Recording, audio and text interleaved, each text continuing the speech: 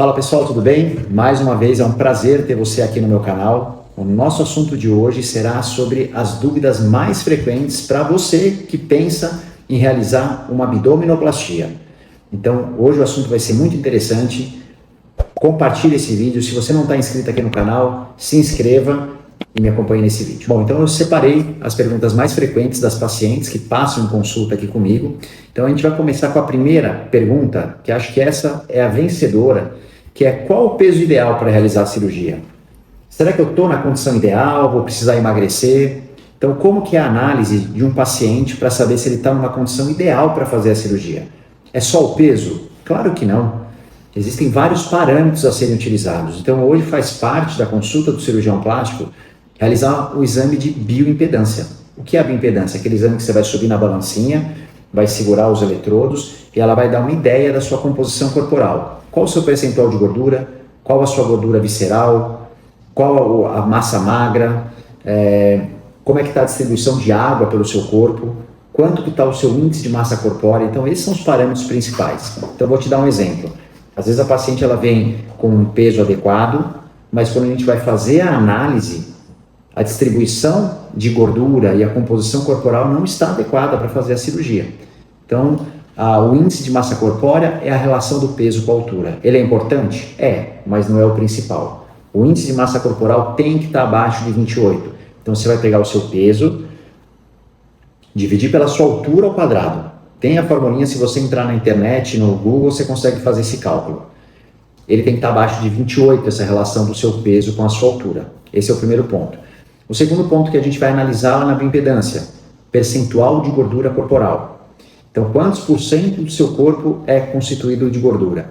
E sempre tem que estar abaixo de 40%. Pacientes que têm percentual de gordura acima de 40% não estão aptas ainda para a cirurgia. O terceiro ponto, esse eu acho um ponto muito importante, que é a gordura visceral. O que é a gordura visceral?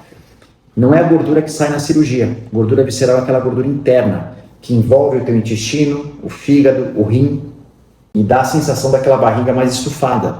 Então, quando você vê, às vezes, uma pessoa com a barriga muito estufada, às vezes não é só a gordura externa, existe uma gordura interna que envolve os órgãos, que é a chamada gordura visceral. Essa gordura é a gordura mais perigosa que tem no corpo, porque ela está relacionada a doenças cardiovasculares. Então, a gordura visceral, ela, além de empurrar a barriga para frente, deixar aquela sensação do estômago alto, é uma gordura muito perigosa. Então, o paciente que tem essa gordura aumentada não pode fazer a cirurgia. Primeiro, porque o resultado estético vai ficar ruim. Então, se você caminhar pela praia, for em lugares que tem mulheres que já fizeram abdominoplastia há muito tempo atrás, engordaram ao longo do tempo, como é que vai ficar a barriga dessas pessoas? Estufada. Não tem flacidez de pele, mas é aquela barriga estufadona. Para isso não tem cirurgia, porque ali é o excesso da gordura visceral que não sai na cirurgia plástica. Como é que perde gordura visceral? Apenas com emagrecimento, dieta e mudança no estilo de vida. Se a paciente opera com a gordura visceral alta, por isso olha a importância da bioimpedância. Quando você for fazer a sua cirurgia, faça a bioimpedância. Porque se a gordura visceral estiver alta e você realizar a cirurgia mesmo assim, teu pós-operatório, você não vai gostar do resultado estético. Mesmo fechando o músculo na abdominoplastia, puxando a pele, fazendo lipo, tua barriga ainda vai continuar estufada, porque essa gordura é aquela, como eu já disse, que não sai na cirurgia. Então, esse é um parâmetro extremamente importante. A gente tem um limiar, que a paciente tem que estar com essa gordura visceral abaixo de 11 para poder fazer a cirurgia e ter um resultado bom. Terceiro ponto é a massa muscular. Imagina só que a musculatura do abdômen, ela tem um papel importante no resultado final da sua cirurgia. Você já deve ter ouvido falar que existe um negócio chamado diástase muscular. O que é a diástase? É o afastamento dos músculos do abdômen que acontece após a gestação. Então, a gestação, a barriga começa a aumentar o tamanho, os músculos vão se afastando para a barriga poder crescer. Nasce o nenê, a musculatura vai voltando à posição, mas ela nunca volta a ficar juntinho uma da outra. Então, esse afastamento residual é a diástase. E durante a nossa consulta aqui, eu realizo o ultrassom e já consigo falar para a paciente qual que é o tamanho da diástase. Então, afastamentos acima de 2 centímetros já são passíveis de correção cirúrgica. Então, é importante fazer o diagnóstico da diástase para fazer o planejamento da abdominoplastia e fechar toda essa musculatura. A gente chama esse fechamento da musculatura de espartilho interno, porque eu estou fazendo um espartilho realmente e jogando esse abdômen para trás. Só que imagina só se eu for aproximar dois músculos que são muito fracos, muito fininhos, o paciente tem uma massa magra muito ruim. O que vai acontecer? Aproximei dois músculos muito finos, eles não têm a capacidade de segurar o conteúdo abdominal e mesmo assim vão continuar estufando. A barriga vai ficar estufada. Então, por que muitas mulheres fazem a cirurgia e não ficam satisfeitas com o resultado? Porque elas não foram preparadas adequadamente. Se você operar com o músculo do abdômen fraco e operar com a gordura visceral alta, a chance do resultado ficar ruim é 90% ou mais. Então entenda que existe uma preparação para que a sua cirurgia tenha sucesso, não só do ponto de vista estético, como diminuir ao máximo o risco de complicação. Então a massa magra alta, você vai ter um músculo bom, que vai conseguir segurar todo o conteúdo abdominal e sua barriga vai ficar mais chapada. Então entenda que a análise corporal, para ver se o paciente está apto para a cirurgia, ela vai envolver várias coisas. Peso, altura, percentual de gordura corporal, massa muscular. Então olha como é uma análise muito mais detalhada do que se fazia antigamente, que era só peso e altura. Tá bom? Então vamos para a próxima pergunta. Como saber se o meu caso é para abdominoplastia ou para lipoaspiração? Então aí já vou responder duas perguntas numa só. Diferença entre lipo e abdominoplastia e quais são as pacientes que são candidatas à abdominoplastia. Então, a abdominoplastia é uma cirurgia para pacientes que apresentem flacidez de pele. Se o seu problema for só excesso de gordura, lipoaspiração vai resolver. Mas entenda que a lipo, ela só vai tirar a gordura e ela não vai tratar nada da tua pele. Então, se você é aquela paciente que já senta e teu abdômen faz dobra, se você realizar uma lipoaspiração, eu estou tirando o conteúdo, mas mantendo a pele. Então, se você realiza a lipo, tua flacidez pode piorar. Então, se você já tem esse tipo de abdômen que você sente e ele faz algumas dobras, você tem flacidez de pele e provavelmente você é candidata à abdominoplastia. Agora sim, você não teve nenhuma gestação, você não teve grandes variações de peso, é apenas uma gordura localizada, aí sim o seu caso resolve com a lipo, a pele tem uma boa capacidade elástica, então eu tirei a gordura que está embaixo dela, a pele faz assim, ó, retrai junto com a retirada da gordura. Agora, se a pele já for flácida, eu tiro a gordura, ela vai ficar mais flácida ainda, porque ela não tem elasticidade. Então, a abdominoplastia é para aquela paciente que senta e o abdômen faz dobras, com você na posição sentada. E para aquela paciente que ou emagreceu muito, ou teve uma ou mais gestações. Bom, vamos para a próxima pergunta. Abdominoplastia é uma cirurgia muito dolorosa? Não é. Eu já realizo essa cirurgia há mais de 20 anos e eu utilizo um protocolo na cirurgia para minimizar o máximo possível a tua dor logo depois da cirurgia e quando você chegar em casa, na sua recuperação, para que seja uma cirurgia com uma recuperação muito tranquila. Então, o controle da dor começa já no momento da anestesia. Nós realizamos dois tipos de anestesia para abdominoplastia, que é a anestesia geral, para fazer o paciente dormir, e a raquianestesia, que é aquela anestesia que faz nas costas, a mesma anestesia que faz para a cesárea, mas com medicamentos diferentes. O local de anestesia é o mesmo, mas o que é usado nessa anestesia são medicamentos diferentes, porque quando você está grávida, você tem uma criança, não é qualquer medicamento que pode ser feito na raquia. Na abdominoplastia é diferente. Então faz uma quantidade maior de anestésico, faz morfina, que tem um efeito prolongado para tirar a tua dor. Então você acorda da cirurgia tranquilo em relação à dor. Então, essa é a importância da raquianestesia junto com a anestesia geral. E a anestesia geral você está completamente monitorizada. Existem eletrodos colocados na sua cabeça que vão controlar a atividade elétrica cerebral. A anestesia é toda feita na veia. Você tem a intubação, obviamente, na anestesia geral, mas os anestésicos são venosos, são anestésicos que têm uma metabolização muito rápida, são muito mais seguros para realizar a anestesia geral em relação ao uso do gás.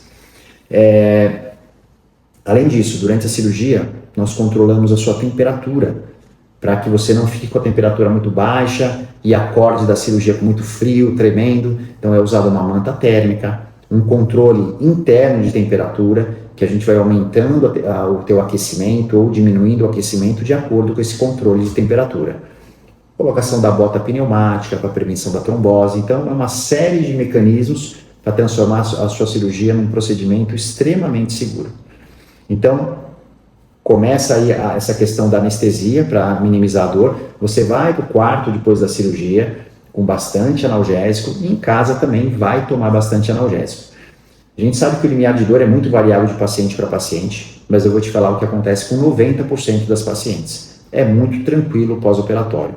Tem a posição que é um pouco incômodo, na primeira semana você vai ter dreno, você vai ter que andar levemente curvada, então tudo isso são fatores que incomodam um pouco pós-operatório, mas em relação à dor, a quantidade de analgésico utilizado a partir do segundo e terceiro dia começa a diminuir bastante. Praticamente no sétimo dia as pacientes estão com pouquíssimo uso de analgésico. Então confie que é realmente uma cirurgia, desde que feito todo esse preparo que eu estou falando. Por que você vai ouvir que muitas mulheres fizeram e tiveram muita dor? Será que foi feito o mesmo protocolo, o mesmo preparo que eu estou conversando com você? Então é isso que precisa analisar. Vamos lá para a próxima pergunta. Doutor, eu preciso usar cinta modeladora e realizar drenagem linfática no pós-operatório? Sim, isso é fundamental.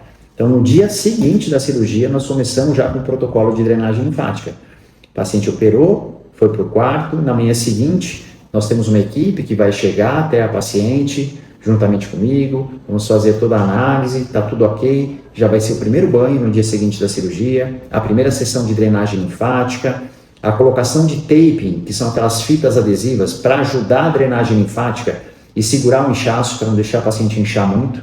E além disso, tem a cinta modeladora e por baixo da cinta modeladora ainda existem placas específicas para ajudar na compressão da região operada e diminuir assim mais rápido o inchaço e diminuir a chance de fibrose. Placas, cintas, existem de vários formatos, modelos. A que a gente gosta bastante é essa placa que vocês estão vendo, que ela é toda furadinha, é uma tecnologia chamada Flat Bump, é a mais moderna que tem hoje, que realmente ela faz uma diferença muito grande no seu pós-operatório. E a cinta tem que ser utilizada por um período mínimo de 2 meses, e entre o segundo e o quarto mês, nós substituímos por uma calcinha modeladora, ou seja, a área operada na abdominoplastia precisa de uma compressão até o quarto mês. Pacientes que tiram a cinta antes, elas vão inchar muito mais, elas vão ter mais desconforto. Então, o nosso protocolo é utilizar a cinta modeladora por um período aproximadamente de 2 meses, de 2 meses até 4 meses, calcinha modeladora compressiva para deixar a área sempre mais sequinha. Porque é muito comum no pós-operatório da abdominoplastia você oscilar em relação ao inchaço. Tem dia que você vai acordar super sequinha, magrinha, e no final do dia vai estar desse tamanho. Isso é o normal e o esperado. Então, para evitar muito essa oscilação, manter a compressão do local é fundamental. Bom, pessoal, então vamos para a última pergunta, que é: doutor, toda abdominoplastia precisa de lipoaspiração? Então, eu vou te falar hoje que, na minha casuística, 95% das abdominoplastias que eu realizo, eu associo à lipoaspiração. Existem pacientes que são extremamente magras, baixo percentual de gordura e só tem flacidez de pele no abdômen, não tem excesso de gordura em cintura, em coxa, em braço, em costas.